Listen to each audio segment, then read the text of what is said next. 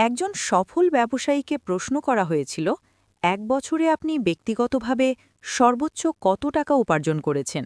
তিনি অত্যন্ত সহজভাবে উত্তর দিলেন, এক বছরে আমার ব্যক্তিগত আয় ছিল $5 মিলিয়ন, যা সম্পূর্ণভাবে আমার হাতে এসেছে।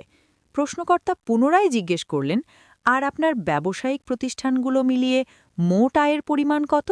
তিনি মৃদু হেসে উত্তর দিলেন, সব মিলিয়ে প্রায় $35 মিলিয়ন। কথোপকথনের মোড় তখন ঘুরে গেল মূল রহস্যের দিকে। প্রশ্ন করা হলো, একজন উদ্যোক্তা কিভাবে তার আয়কে 7 ফিগার থেকে 8 ফিগারে উন্নীত করেন, অর্থাৎ ক্ষুদ্র পরিসর থেকে কিভাবে এই বিশাল স্কেলিং সম্ভব। তিনি জানালেন, মাত্র দুটি মৌলিক পরিবর্তন তার ব্যবসায়িক জগৎকে বদলে দিয়েছে। এক, সুশৃঙ্খল পদ্ধতি বা সিস্টেম।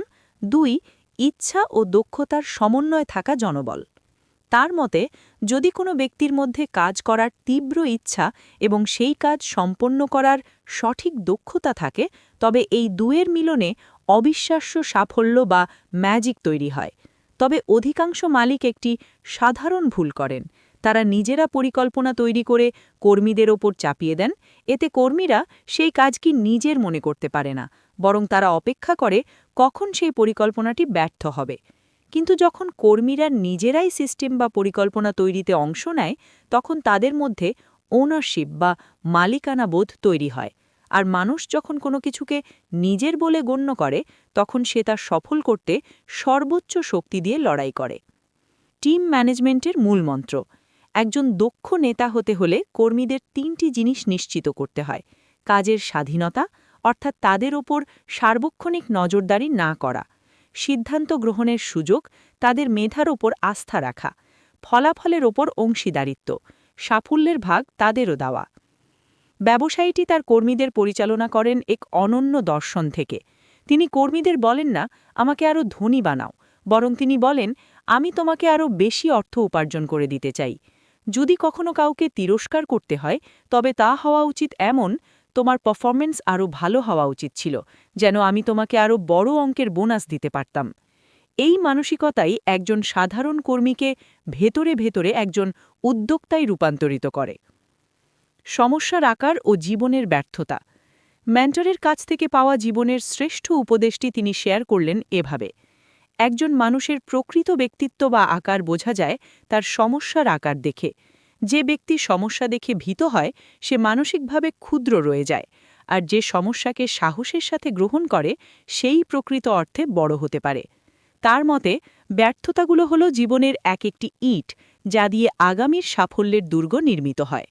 আজ যে কষ্ট বা প্রতিকূলতা আসছে, ভবিষ্যতে সেটিই হবে কোনো এক পডকাস্টে বা আড্ডায় বলার মতো অনুপ্রেরণামূলক গল্প। জীবনে যদি ব্যর্থতার কোনো গল্পই না থাকে, তবে মানুষের কাছে সেই জীবনের কোনো বিশেষ মূল্য নেই। তাই নেতিবাচক পরিস্থিতিগুলোর প্রতিও কৃতজ্ঞ থাকা উচিত, কারণ সেগুলোই একজন মানুষকে কাঙ্ক্ষিত লক্ষ্যে পৌঁছানোর যোগ্য করে তোলে। আত্মবিশ্বাস ও অপরাজেয় মানসিকতা।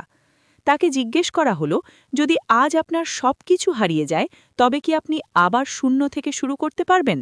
তিনি মুহূর্তকাল দ্বিধা না করে বললেন, আমাকে যদি নিঃস্ব অবস্থায় আমেরিকার যে কোনো শহরে ছেড়ে দেওয়া হয়, তবে মাত্র 6 সপ্তাহের মধ্যে আমি পুনরায় আমার কাজ, অর্থাৎ স্টিল ইন্ডাস্ট্রি শুরু করতে পারব। এর কারণ হল, তিনি এই কাজটি বারবার করেছেন এবং এতে তিনি দক্ষ। এই দক্ষতা বা স্কিল কেউ তার কাছ থেকে কেড়ে নিতে পারবে না।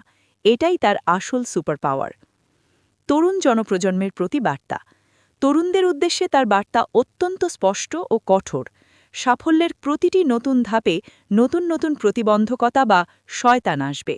প্রতিটি সফল রাজা বা বিজয়ী মানুষের শরীরে যুদ্ধের ক্ষত বা দাগ থাকে। তাই প্রতিদিন ঘুম থেকে উঠে নতুন উদ্যমে লড়াই শুরু করো। যতবার আঘাত পাবে, ততবার ঘুরে দাঁড়াও। একটি ইস্পাত কঠিন ও আপোষহীন মন নিয়ে সামনে এগিয়ে যাও।